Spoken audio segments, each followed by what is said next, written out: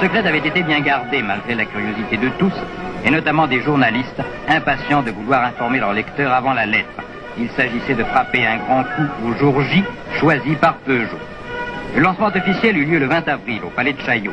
Tous les concessionnaires y assistèrent après avoir pris livraison de leur voiture le matin même. La veille, les représentants de la presse avaient été conviés à un essai.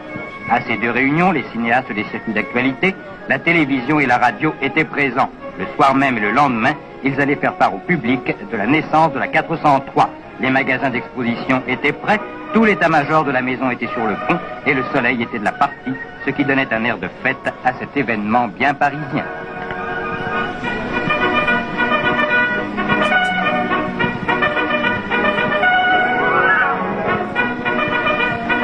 Voici donc les premières images du lancement. Nous sommes au pavillon Dauphine, à l'entrée du bois de Boulogne, le 19 avril. Il est 8 heures du matin et les 403 attendent les journalistes à qui elles vont être présentées. Elles sont sûres d'elles. Mais en attendant leur juge, elles attirent les badauds. Car Paris s'est réveillé ce matin-là avec un nouveau modèle circulant dans ses artères. Mais les Parisiens ne le savaient pas encore. C'est pourquoi les badauds intrigués étaient nombreux autour de ces rutilantes 403 qui affrontaient pour la première fois les suffrages du public. En quelques 50 ans, l'automobile a tué le fiacre qui avait plusieurs siècles d'existence derrière lui.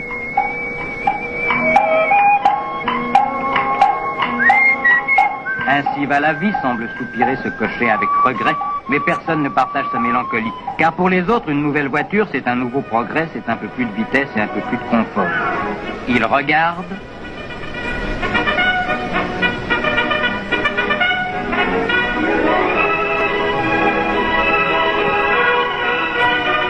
Ils étudient le tableau de bord.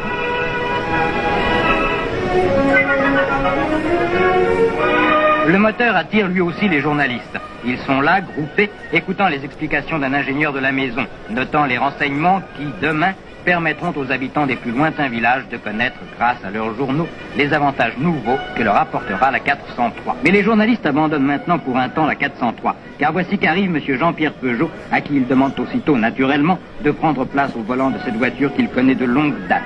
Son fils Roland l'accompagne. Ils partent pour montrer la route aux journalistes qui vont essayer la voiture pour la première fois. Les voici, les journalistes, on les invite à monter dans les voitures pour leur faire effectuer un trajet varié d'une centaine de kilomètres. Ils apprécieront à loisir les qualités de confort, de tenue de route et de brio de la voiture. Ainsi, ils parleront en connaissance de cause de ce qu'ils auront éprouvé. Leurs impressions sur cet essai, vous les avez lues le lendemain dans leurs journaux. Ce fut un éloge unanime.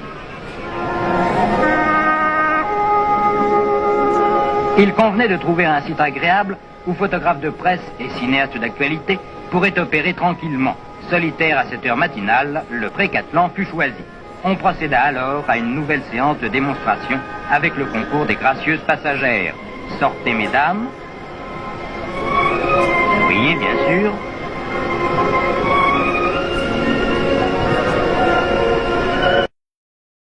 Chauffeur, avancez pour un gros plan. Ouvrez le capot. Et maintenant, mesdames, devinez où est le carburateur et découvrez la jauge d'huile. Cela vous sera peut-être un jour utile.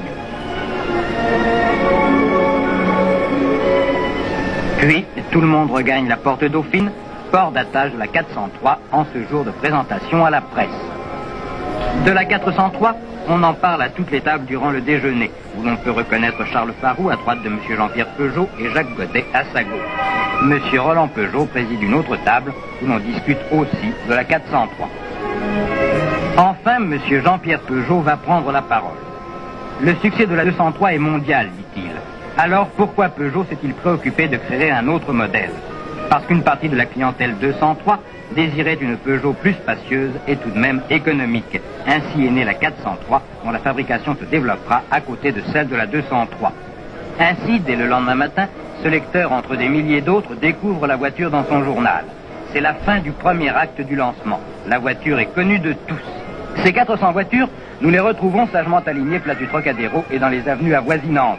Spectacle inattendu, étonnant, et que la presse a présenté comme un événement bien parisien.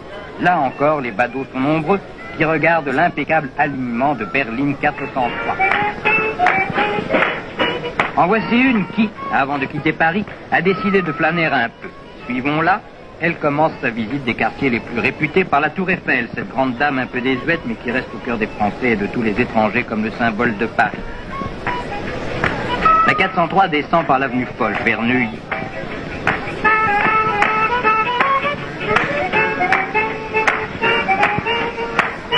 Elle roule calmement dans les petites rues tranquilles, le long des jolis jardins qui entourent les propriétés résidentielles. Quel est donc ce jeune couple élégant? François Perrier et sa charmante femme, ils sortaient de chez eux. Il passe si peu de voitures ici, on traverse heureusement que la 403 a de bons freins. Congratulations, bonjour, bonjour, très bien, merci. Mais oui, c'est la nouvelle 403. Mais non, on ne voulait pas vous écraser. Mais oui, vous pouvez l'essayer. Client de marque pour ce premier essai de la voiture, la 403 est émue.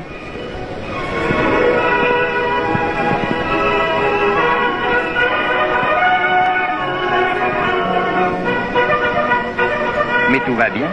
Marie Daems a l'air contente. François Perrier aussi.